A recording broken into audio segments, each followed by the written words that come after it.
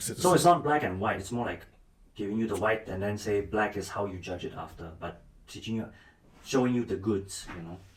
So it's just like holding a door open for someone. That had no racial references. Because in Asian, in Chinese, there's yin and yang. Black meaning the shadow, white. Perfect comeback. White light, black shadow. No racial connotation. No racial connotation. Not everything is about race. I didn't say anything, bro. You was the one who said it. I just looked at the camera.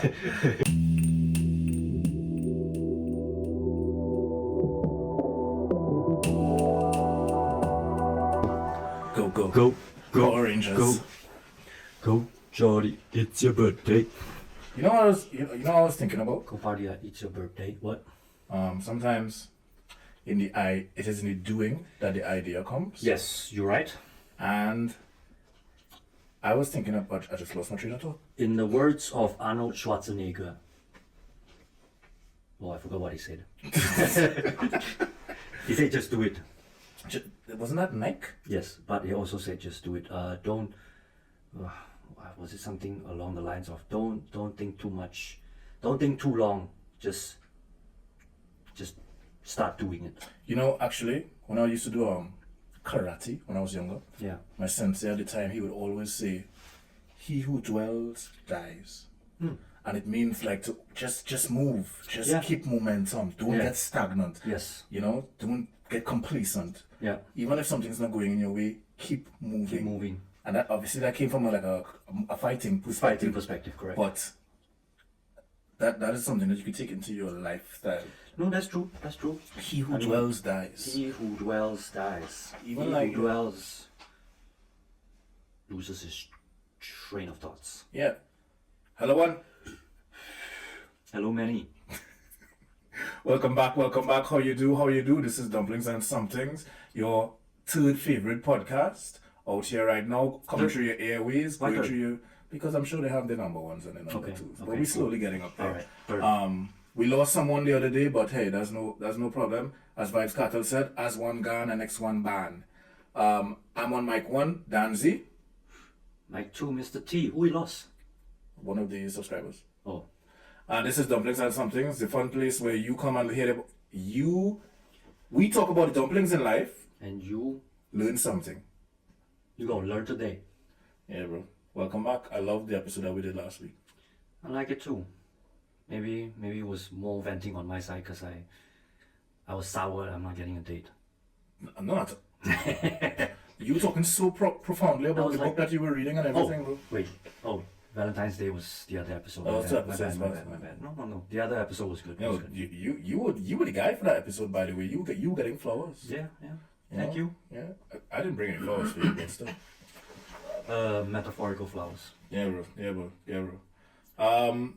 Let's jump into it one time. Let's get in. Alright? What size is the waist? My book. Okay. Straight to the point. What was the name of your book again? My book was about No More Mr. Nice Guy. No More Mr. Nice Guy. And that kind of doubles down on the book I'm reading right now is called The Value of Others. Value of Others. By Orion Teraban. Yes, I know that too. Psychologist. He has a podcast. You introduced that to me, in fact, I think. I think his podcast is called Psych Hacks. Yeah. And you would think from the name of the book, The Value of Others, it sounds of like this self-help type of book and adding value to the world. No. It's a book about... Depends on how you interpret the title, I guess. Yeah. Some people think like, value of others. Well, value has been a word that has been going around in the past maybe 5-10 years, I would say. Overused. Yeah, value. What value can you bring? Yeah. What is my value, you know? Yeah. So when he named his book, I assume he played on the wordplay. But it's not about like the value of others per se. It's more of like understanding the hemisphere, as he calls it, as the sexual marketplace. As a male, someone who identifies as a man, as someone who identifies as a woman. In the context of this book, trying to convey the role of men and women, in a way. In the sexual marketplace, meaning dating and relationships right now, in this modern time right now. Because back in the day, the way that you used to do courting for example, for our parents and our grandparents' time, it's completely different from how we do it now. Like, for sure. No, very seldom people walk up to you like cold turkey in the streets and be like, "Hey, my name is. I find you attractive." People sliding in DMs now. Right. It went from cold turkey to social groups. Hey, that's your friend. What's your friend's name? Let me meet your friend. Introduce me. And then now it's just like straight cold turkey in your DMs. In the DMs. Yeah. What am out? Times have changed, but I mean, even in our parents' days, there's multiple platforms. It's not just like what? Platforms meaning smoke signals? Methods, smoke signals, if you might call it. I mean, there's also arranged marriage. There's arranged marriage is so frowned upon, bro. Family hooking each other up, like family friends hooking each other up. In a way. You think your parents knowing who you are right now, you think if you ask them to find you a suitor, they will find you a good person, a good partner? Not sure if it's good or not, but they'll find. They'll find somebody. I would hope that they would find someone that they think would gel well with you. Yeah, I mean, there was. This is personal experience. I guess they were try. My mom has her best friend, and then her best friend's daughter was close to me at one point. So the parents were trying to hook up the kids. I don't know. I mean, or maybe it was play date, and then I'm always there. I was not attracted to her. We were friends, but to one point, it didn't go well because she bullied my sister. So. So that was the. You could have doubled down. That was where the you line could have drawn. doubled down and be so toxic in that moment if you had the wherewithal and be like, okay, you bullied my sister. I'm gonna date you and break your heart. In the name of my sister. But then again. But we don't promote that type of vision here, ladies and gents, and everything. We are not about vengeance. Most of the times. I am Batman. Yeah. So I lost my train of thought. Yeah. So the value of others is about talking about your personal value as a guy or a lady and how you present yourself to the opposite gender. You know, for example. Was that book solely on that? No, well, that's where I reached so far. It's about understanding. This is my interpretation, by the way. Yeah, no. My question was whether or not it also refers to platonic relationships. Like, man to man ish. Does it also talk about friendship, values of friendship? No. So far this is only dating. Dating, okay, all right. Dating and relationships. All right. It talks about, for example, the nice guys. It talks about the guys who are the assholes but still get the girls. It talks about the girls who get the ballers at young age as compared to the ladies who are very career driven and very, very well educated and professional, but yet being alone. It talks about the way that the world is going now and how dating and approach and how that has transformed. And reading it, what has it done to me? It has helped me raise my awareness as to why certain things happen now as compared to in the past, and understanding that it can't be like a rom-com. Life is not a rom-com. And like when I was a teenager, thinking that the nice guy would eventually get the girl, it's not always like that, bro. Life is a rom-com if you have every box ticked, or more than half the box ticked. Who has every box ticked in life? Not every box, more than half. Who? I don't know. Can you give me an example of one of these boxes? I would say, if you're in a place where you're not counting your 20s, you're in shape, you have a career. Excuse me, I went to the doctor today, and the doctor said, "You're out of shape." He said you're mildly. He said you're mildly obese. I was like, what? What? You fat.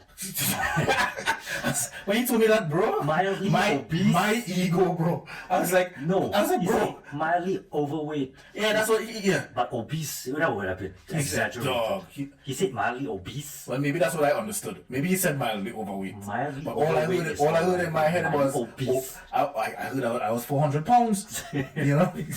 Nah, man, shit, you wouldn't have any. I left that doctor office venting, bro. I was like, if he says mildly obese, I'll be like, where on him do you see obese? Yeah, but misunderstood. Yeah, it talks about men who, for example, only lead with money. The guys who have a nice aesthetic. Yeah. The guy who's the super nice guy. It talks about the guys who was not taken seriously younger, but when men normally mature and get more settled in their 40s. Transform or inform. Yeah, normally guys mature later, and when I'm talking about maturity, I'm not talking about just personality. I'm talking about their career, their world changes, like in their mid-30s, early 40s. That's what I meant by inform, like being in the right form. Exactly, as compared to like women's top moments when they get the most amount of attraction or attention is like in their early 20s, and the ladies get all this attention from guys younger than them, guys older than them, and then, for example, you think of people like what's his name, Jack from Titanic, DiCaprio, Leonardo, because everyone knows like he dates younger ladies, but he's in a place in his life where he's at that well, obviously he's a celebrity, but I'm talking about men who find themselves a bit more settled in their 40s and mid-40s, and I always found that disparity is so interesting. Like, the ladies' time is so early and the guys' time is delayed, but then the guys' time is longer, because after your 40s, you could, once you maintain your health and sometimes your wealth, you can be out here doing the most for years. How would you put that in simple words?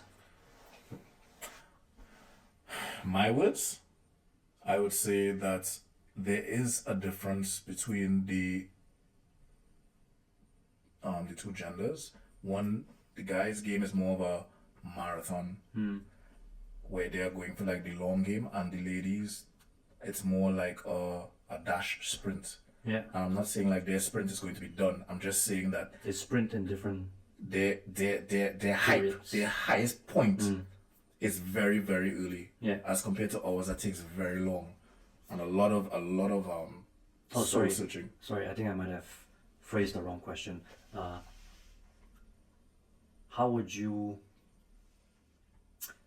do you think that happened? Yeah, and to say that in simple words, how do you think that happened? Which part exactly? How do you perceive that it happened, this sprint and this marathon? Who caused it? How did it happen? I don't know who caused it, bro. I know. What is the trigger? Think about it. Yeah. For a man to be taken seriously by a lady, he should seem a bit settled. He should seem like somewhat of a provider. He should seem like somewhat of a protector. To provide and protect means that you need to be in a certain type of place, financially and mentally and emotionally in your life, right? For a guy to reach that kind of place financially, he's not going to get it right immediately after university or high school. He or she has to go through the stages of learning, performing, gaining experience, and then establishing some type of position in their life, right? That's true. And that's more of like, on the male side, more like going through the process of trying to get to somewhere more settled. Yeah.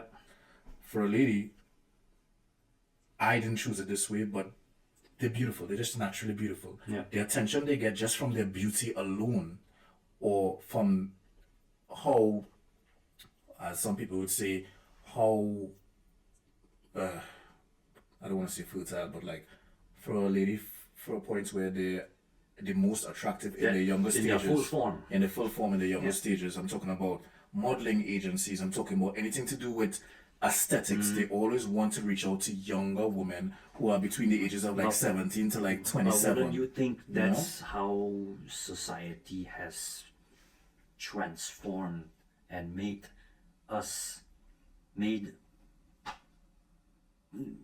humanity to perceive it in that way?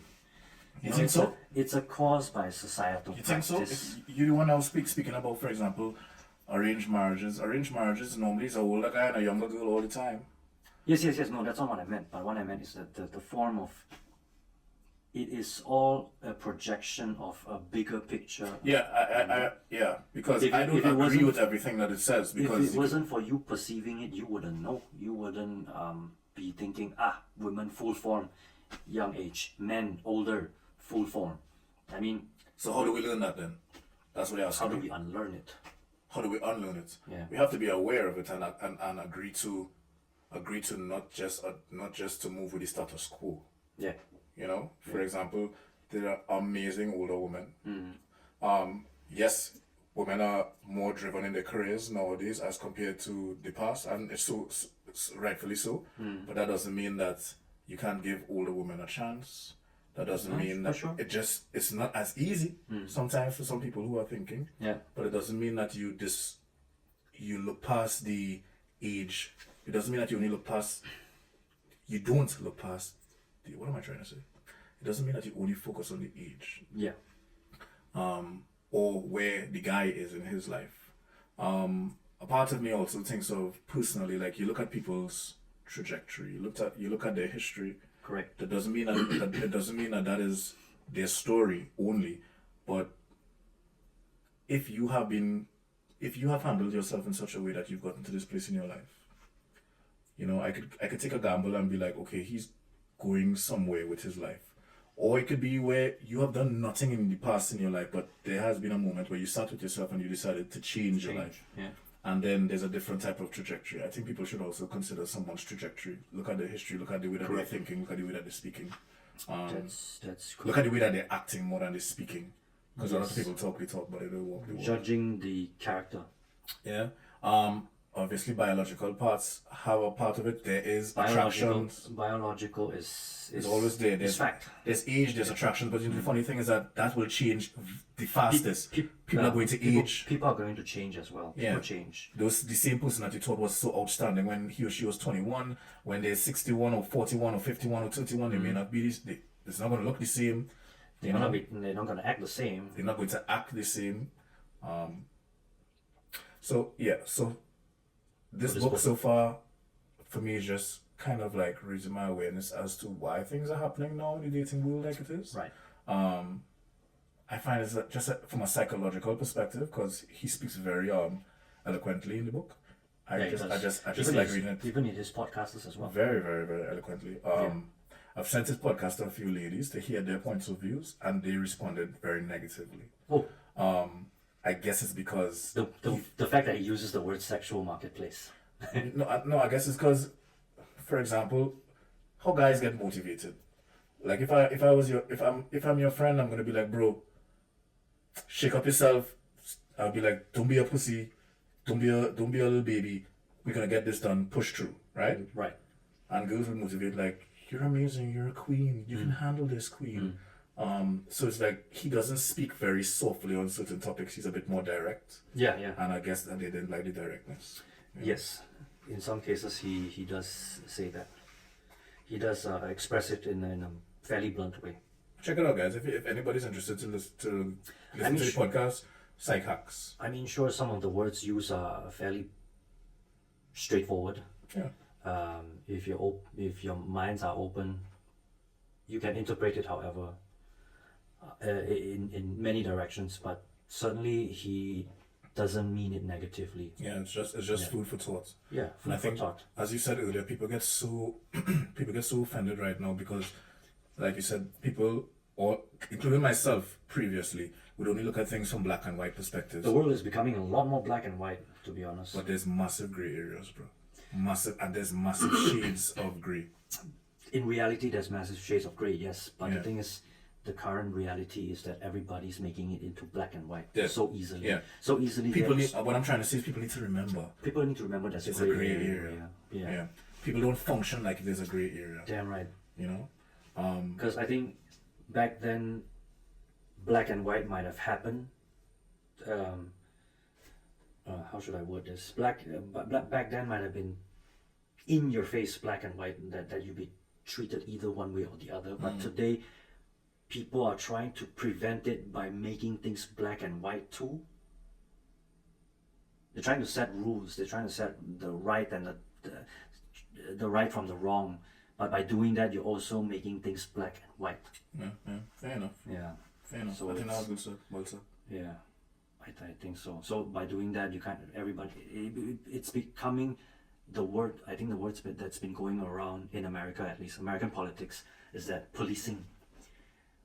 Policing is a real thing. It's like I'm policing you to think a certain way. If you don't think that way, you are guilty. You're going against. Yeah.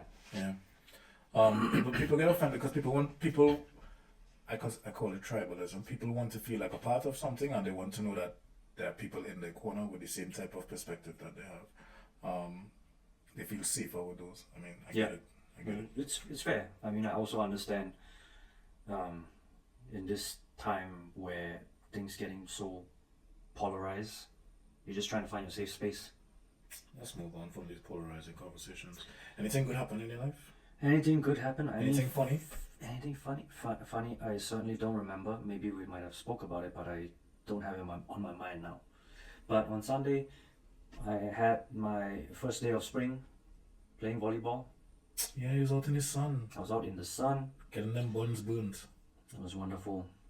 What, the buns burning? Not the buns part. That's not out yet because it's kind of chilly. But if you were playing volleyball, that means the blood was pumping and the place was warm for you. I think everybody's in their, at least in their jogging pants. Okay. Jogging, what do you call it? Track pants. I went Your dancing. sweatpants. I went bachata dancing. That's nice. Yeah, I went to try practicing. Wait, some was it moves. Sunday? Saturday? That was Saturday night. Night. I went practicing some moves. Didn't you say salsa? It was supposed to be I went to a salsa party, thank you for correcting me, thinking that there would be a bit of bachata in between. There was. Nah. None. So I tried some salsa moves. I felt so foolish. I just sat back with a cocktail and I was just like, this is me for the hour. Mm-hmm. And then I went my way, bro. And then, no harm trying. Hey, no man. You know what happened? The first time I ever went, I saw like Latin dance. Yeah. I was on a date, bro. Like, this is when I was still living in TNT. The lovely young lady invited me to go Latin dance, and I was like, Latin dance? It's like, only old people just go there. Only old people doing that. Only old people doing that shit. You showed up? So I was like, nah, because she told me she was going a Latin party, and I didn't understand what it was. I was like, what is that? This is me inexperienced. Yeah. And she's like, Latin dance. I was like, all right, cool. I'll pass through.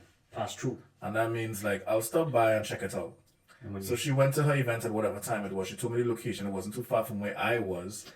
You didn't go with her? I didn't go with her. Yeah. She messaged me. She said, hey, I'm going to this spot, blah, blah. I was like, Okay. I'll pass through. So I went to the spot, bounced my starter, jumped in the car, went to the spot. Reached the spot now, bust the door. You were in disbelief. I couldn't believe, one, the amount of young people, and two, the amount of Chiquitas. inside there, bro. I was like, what is this oasis? What is this oasis? You know, what is this mirage? I couldn't be, to the point where I go inside there and now I feel like a white dot on a black piece of paper because Everybody was moving. everybody's moving and I'm stagnant. Yeah. He who dwells dies. He who dwells died. So I died. And at that moment, I saw kizumba, I saw bachata, I saw salsa, I saw merengue. I knew a little bit of merengue because I learned that in high school. Yeah. And I was like, I need to get into this Latin dance thing, bro. So the same young lady, we danced a bit of merengue that night, and Yeah. then after that, I found myself in a Latin dance school in TNC. I did it for like a solid 6 months, bro. Huh. Yeah. I don't remember you telling the story. I told you that when you were teaching Latin And when I dance was in school. teaching, yeah, when I I said was teaching. I did a little. Yeah. But yeah. that's how I was introduced into it, bro. That's how Right. when I tell you, when I bust the door and I see the amount of people dancing and the amount of beautiful women styling their moves, and I was just like, You were impressed. and it had very little young men, mostly older men, because young men thinking like me. Yeah. Young men. This is not cool. Yeah. You know? Young men thinking that's some sissy activity. Yeah, bro. Best believe I registered a month later. Learned my little 2 steps. Wonderful. It was nice actually. So For me, it was. so Saturday I tried my little 2 steps again. Full disaster, but yeah. I mean, hey, at least you know. Yeah. I mean, knowing it, acknowledging it. You always start somewhere. And the funny thing is, you could be as crappy as you are. If somebody comes to dance with you, if they ask you to dance and you tell them, hey, I'm a beginner, they don't care, bro. They will go with you and do the dance as a beginner. They'll try to do They'll it. try. They'll give you some Confidence to build on. What's that word that you always use? They'll give you some I think it's the phrase giving you flowers, but they'll give you your chance. They give you a chance. They give you a shot. Yeah, give you a shot, and then if things doesn't work out, it's fine as well. They put you down nicely, and say like, they end up all right, you can try harder. Until next time. Until next time. Until you're better. Until you're better. Yeah. But that's actually a lovely thing to look at. Yeah, I think dancing is cool. It's wonderful. I mean, the greatest thing is that you socialize with the people you dance with.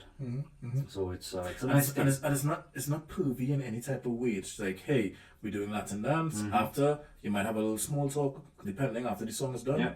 And that's it. And the thing with Latin dance is that it depends on what kind of Latin dance you're talking about. If you're talking about reggaeton, people getting drunk and dry humping each other, that's a different story. But in a Latin dance, like a ballroom context... I come from the Caribbean, bro. We dance to our hips. Okay, sorry. In the context of non-Caribbean, in the case of non-Caribbean, people get drunk and dry humping each other. But Caribbean is a completely different story. You do it without getting drunk. Yeah, it's called whining. It's called whining. Or in Jamaica, daggering. Daggering. Or in Barbados, they say walking up. Walking up. But it's all whining, to be honest. Yeah. And Americans, they will say twerking. No, dagger is not whining. Fair enough. Dagger, you're busting somebody's hip. A conversation. But, I mean, when I lived in Jamaica, I'm not gonna lie. When I was there, bro, and I used to go to a few dancehall parties. Yeah. I used to wonder, like, what these guys' hips made out of, bro? Yeah, man. Made out of metal. Like, and it's not denting. You know, like I used to wonder, like, I'm seeing the ones that are like bumping each other from the front, like front to front is fine, but the ones that the women jump and and they drop on the guy's hips. I was thinking, I'm not built for this. I'm not built for this. That guy must have fractured his hip a couple of times. I was like, he probably broke his bladder or something, bro. Like I remember when I was in university, when I was doing my bachelor's, and I would go to a few university parties, and there would be songs that you have to dagger for this song. It's like in the title. Yeah. And the Jamaican girls that I would dance with, they expect me to dagger, and I'm a whiner. My hips is moving circular rotations, not back and forth. Going back and they just I'm just like, dog, this is not.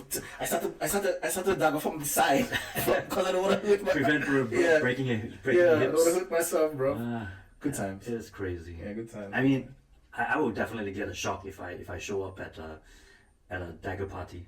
Yeah, they would run to you, bro. What? Just because you look different? I'll be like, ladies, I don't want to break my hips. They said, no, man, you're good, man. and that's it. 12 hours later, I'm in the hospital. With a smile. Alright, cool. But yeah, not reggaeton, but yeah. I mean reggaeton, people could do it, but it's just how I perceive, how I've seen reggaeton parties. People get drunk and, get freaky. Can you do any ballroom dancing is different because ballroom dancing, such as salsa, bachata, that you pairing up with someone and doing some kind of choreograph, and you don't necessarily drink. Is Latin dance considered ballroom dance? Yes. I thought ballroom dance Latin, especially Latin, the pure... we put all these dances under the umbrella of Latin, but Latin dance is different. Latin is something like... you recently watched a show that I introduced to you, Shall We Dance by J-Lo. Yeah. In there was a ballroom dance. In fact, J-Lo was 34 in that movie. I checked it, and she still looked like a bombshell, bro. Oh, of course. Oh my gosh. She found the fountain of youth. 34? That's my age, B? She probably 50 something now. Yeah, but she's on. Anyway. She's still looking like that. But anyway, so she was doing a Latin ballroom dance in that show. That whatever you see in that show, that choreograph, that's Latin. So, yes. I thought ballroom dance was like a little more classy, like the waltz, all the that, foxtrot. Yeah. Foxtrot, yeah. So when I thought of merengue and salsa and this kind of faster movements, I didn't know that was considered ballroom dancing. Because ballroom, at least how I and maybe some people loosely use the word ballroom because of how you pair with each other, having a choreograph. Hence ballroom, because ballroom it's always a pair practicing a certain dance move. As a rule. When you go to a Latin party, yeah. You and I go to a Latin party, there's a salsa song playing. Yeah. Your moves and my moves, even though we have the same fundamentals, yeah. how we choreograph it individually is completely different. But choreograph is a rule. Okay. Choreography is a rule. there's a rule you play by. Okay, I follow But you. There's a unlike, steps, there's a unlike count. whining, daggering. Hold on, whoa. There's a rule, there's a rhythm to whine and there's move. a rhythm, yes. Yeah. But I'm talking about, rule in the sense that there is a step by step, taking this step, turning that other way. Rhythm is... You never hear cent 5 cent 10 cent dollar? No. It's a song to whine. I'll play for you one day. But having rhythm and having a set of rules to dance towards is different. I mean, having rhythm is a rule on its own, but choreograph, it's like you learning ABCs, but rhythm, there's no ABC to rhythm. You get me? I Can you teach rhythm? You can't.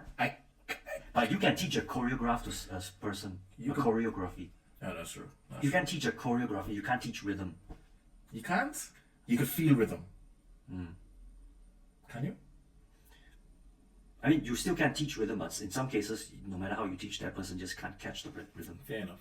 Fair enough. So, I mean, where am I trying to go with this? You were trying to talk Ballroom, about ballroom dancing. Hence ballroom, yeah. Okay, yeah. fair enough. Plausible. Yeah. I'm not completely sure, but plausible. I won't admit that it's completely factual as well. I mean, it's just how I perceive it. For all the guys out there listening, go learn some dance classes. Do a little dance class. It's fun. It's fun. It builds your confidence. You learn something new. But you have to go with an open mind. Don't just put yourself down on the first class because you can't do it well. Yeah. As with everything. You don't expect to be perfect all You're the time. damn right. What does really grind my black pepper is when people try something new and they're frustrated that they don't get it great because they're normally good at other things. And I'm just like, that's why you're trying something new. Exactly. Like, take the ego out of it, man. Take the ego out. Like for example in jiu-jitsu, like you know I did karate until I was a black belt. Yeah. When I went into jiu-jitsu and I was a white belt, totally different fighting style, bro. If you stood up and fought me, I could hold my own. I could hold my own with 2-3 people. Yeah. Jiu-jitsu, when I was a white belt, on the ground grappling, I didn't know what to do, B. I had to remove everything I learned from standing fighting and now be like, this is a different type of sparring. And there's a different type of steps that you need to learn. There's rules. Yeah. How to move. And the re-humbling was so, I guess, pure. You have to be able to re-humble yourself when you're going into a new learning experience. Don't come in there with a swell... I mean, confidence is one thing. Self-esteem is one thing, but like this kind of swell head or almost arrogant behavior that... Some fighters have. Yeah, that if they... Not just fighters, but anyone, if they're normally great in one thing, you think they'll be great in all... No. It's just absolutely dumb, in my opinion. It's no longer an opinion. I think it's a way of life people should go with to not... No, I think it's the way of life to lead. To have your ego up your nose every day, that's not going to bring you anywhere. Tell that to Donald Trump. That's true. But as an adult, I can tell you, relearning things is actually extremely difficult for me. For example... But important. Yes. For example, like how I'm relearning how to drive in Germany as compared to how I learned how to drive back home. I have to really humble myself and tell myself, you cannot drive here like how you used to drive back in the Caribbean. Well, let's be real, there was a lot of risk taking in certain moves that you do while driving, as compared to here that is so spot on with the rules that you have to follow. So on the books. Yeah. And in TNT there's something that we call a bly, which is more like giving people multiple chances or more like a bribe or something. Yeah. That doesn't exist here like that. So you need to have your things. Bribes. Bribes are bribes for a reason. Yes. I mean, yeah. Sometimes I'm not going to lie, bro. We know that for those who are listening who are unaware, German bureaucracy is extremely slow. They are slower. I heard Italian bureaucracy is even slower, but German bureaucracy is slow. But whenever you do get your things sorted out, you sort it out for good. But with that said, sometimes I'm just like, I wish I could just pay a little bribe sometimes, bro. No, that's fair. No, just to make things faster, speed up. Yeah. Some hoping just to slide a little 50 and say, hey, just get it done. Yeah. I see you, you see me, you see see this this? book. You Yeah. see this? Yeah. But yeah, you were telling me, so you went volleyball. I don't know how we ended up on the tangent of dance. Oh, because I said we went dancing. Yeah. So you said suns was out, buns was out. Sun's out, buns out. People are happy, getting some vitamin D. I mean, spring's coming. Yeah. It's nice. Yeah. I love that the energy of this land changes as soon as the sun comes out, bro. Like, it's almost like, literally like the Animal Planet when all the animals are hibernating, and when spring is here and everybody coming out of their holes, it's just like Sun that, getting bro. freaky. But I mean, point being, I think it is a real thing that in seasons change, people's mood can change. People's mood can change because I think no life can survive in the cold. What do you mean? I mean, in extreme. Polar bears, penguins, I need to correct that. lion seals. Lives don't. The living would not thrive in the cold. But They survive, but they don't thrive. Ooh, that sounded heavy. So when the heat comes, when the warmth comes, the life thrives once again. Okay, all right. So there's a difference between survival and thriving. Yes. Yeah, sometimes in life I feel like I'm just surviving, and Happens to many of more us. times in life I feel like I'm surviving than thriving. To be honest, I could probably count the amount of times I felt thriving. Were you thriving back home? Which phase of my Some life? way. Which phase of my life? Generally. Nah, B. A lot of my early life in primary and secondary school, I was surviving, bro. Trying to figure out academically how to charter this way for my life. Yeah. I personally feel that I've been doing way more surviving than thriving. I have some thriving moments, and I hold on to that very dearly. You know? Which you should. Yeah. I too have that. And two, I guess we're keeping this short. Do you have anything like back home? We have something called social studies. Social studies. It's like when you learn about your country and your people and socially what happens. No, I don't have a social study. I have a moral study. Moral study. Yeah. Something people find it very Like religious education. rudimentary, or find it very. I mean, when you hear about moral, people think, yeah, people should have moral, but not many people have moral. What is moral studies? Morality, teaching you about what's right and what's wrong in a Again very with the light. again with the black and white. Well, when you're teaching it to a child, I guess the child can absorb and interpret it differently than how an adult sees morality, I guess. But isn't morals? Because I have moral studies when I was in high school or primary school. After that, there's none of that. But correct me if I'm wrong. Isn't morals something intrinsic to you? You see, that's what everybody thinks. Morality is something intrinsic, but you can teach it. Like how you shouldn't talk back at your grandmother. How you shouldn't yell at your parents. Isn't that learning Isn't that learning respect? Which is part of morality. Okay. Morale, to know respect, to know, I don't know, to know decency, to know goodness. Okay. You know what's good. So they have to teach kids that from an early age in Malaysia. That's at least in the books. Okay. Teaching you how to be good, but not saying what's bad. Just teaching you how to be good. A self-respecting citizen. So it's not black and white. It's more like giving you the white and then say black is how you judge it after. But teaching you, showing you the goods. You know. So is it like holding a door open for Okay, someone? that had no racial references.